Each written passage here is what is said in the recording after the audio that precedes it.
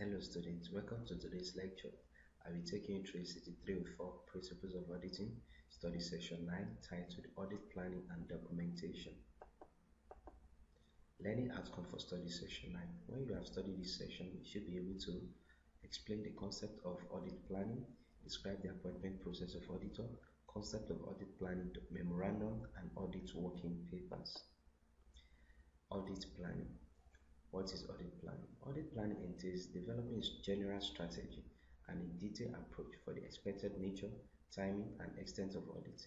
The auditor plans to perform the audit in an efficient and timely manner. However, the form and nature of planning is affected by some factors which are listed below. Size of the entity, that is the organization, complexity of the audit, auditor's experience with the entity, knowledge of the business, commercial environment, method of processing transaction, and reporting requirements. According to ISA 300 revised, planning and audit of financial statements set out the basic reasoning for audit planning. The auditor should plan the audit work so that the audit will be performed in an efficient manner. Still on planning, let's talk about the objectives of planning. The broad objective of audit planning is to ensure that the risk that the financial statement may be misstated is reduced to an acceptable level or to the barest minimum. This can be broken down into the following specific objectives. To ensure that the appropriate attention is devoted to important areas of the audit. 2. To ensure that potential problems are identified. 3. To ensure that the work is completed expeditiously. 4. Coordination of work done by other auditor and experts. And lastly, facilitating review. Let's go to appointment process of auditor. Before the appointment of auditor, he has to go through all this. Are they professionally qualified to act? Is it legal and ethical for them to do so? For example, they shouldn't accept an appointment if the fees from that appointment are above the suggested 50% or 10% limit. 2. Do they have adequate resources in terms of staff, time, and expertise? If the potential audit client acts in a specialist area of the business and the auditors have no prior experience of that, it will be very unwise for them to accept the appointment. Third one is talking about investigate the client, its management, and director. Many firms of the auditors have access to database which, for example, will allow them to search on directors' names to see if any of the directors have perhaps been banned from being directors of companies because of their past behavior. They may discover that it is too risky to become the auditor of a company if they have no trust in the honesty of the directors. The audit fee is often modest. Why risk your reputation by taking an audit where the directors are likely to be fraudulent? That one is talking about to investigate the clients, its management, and directors. Let's now talk about the last one, which is communicate with present auditor. There's a professional requirement to do this, and it's essential to find out why the old auditor are retiring or being removed.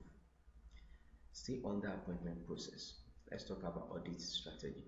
Basically, there are three approaches, namely substantive approach, system-based auditing, risk-based auditing.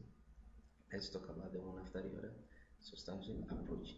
This is usually adopted for the audit of a small organization where the internal systems are weak and there is a limited number of staff. For example, a small charity or perhaps a small family company requiring an audit might have a simple proprietary computer-based bookkeeping system and a part-time bookkeeper who does all the accounting work. And let's go to the second one, which is system-based auditing. This approach is used on large organizations where there is proper accounting system and sufficient staff to constitute a proper system of internal control. This is an approach to auditing which rely on controls contained within the client's financial system to validate the accounting record. And let's talk about the last one, which is risk-based auditing. This is used to audit very large organizations or those with excellent internal control system. The auditor carry out a limited amount of testing transactions and balances and concentrate the effort of analyzing the business risk faced by the organization. These then become the subject of the auditor's attention. Let's talk about Audit Planning Memorandum APM. APM is a document that provides a record of the major areas to which the auditor attaches special significance and to highlight any particular difficulties or points of concern peculiar to the clients. A typical APM will contain the following information: client background. Here the auditor will give a brief history of the client's business, with special highlight on aspects that influence the audit plan. 2. Reporting requirements. This is talking about distinction between statutory and client requirements, noting the deadlines. 3. Accounting and internal control systems. These include the role of the internal audit department, if any, and a preliminary decision on the level of reliance. 4. Critical audit area, which include a reference to the audit program designed to ensure that adequate work is carried out on them. And 5. Staffing requirements and time budgets. And concluding remarks. Working paper. Audit working papers refer to audit documents prepared or gathered by the auditors relating primarily to set of accounts being audited and some basic information of continuing importance affecting the company or the audit. Working paper are the connecting link between the client records and audited accounts. Working paper can be in any form desired by the auditor, but the usual division is between a permanent file and current file. The permanent file usually contains documents and matters of continuing importance which will be required for more than one audit. The current file will contain matters pertinent to the current year audit. Let's now talk about the contents of them. First of all, let's talk about the content of permanent audit file, PAF.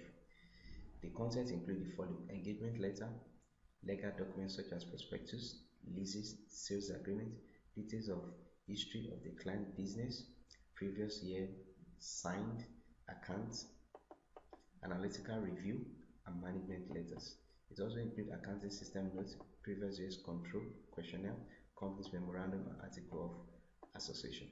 Let's talk about the content of current audit file, CAF. The current file include the following: financial statement, accounts checklist, summary of unadjusted error, review notes. Thank you for listening. Hope you enjoyed the class. See you in another class. Bye for now.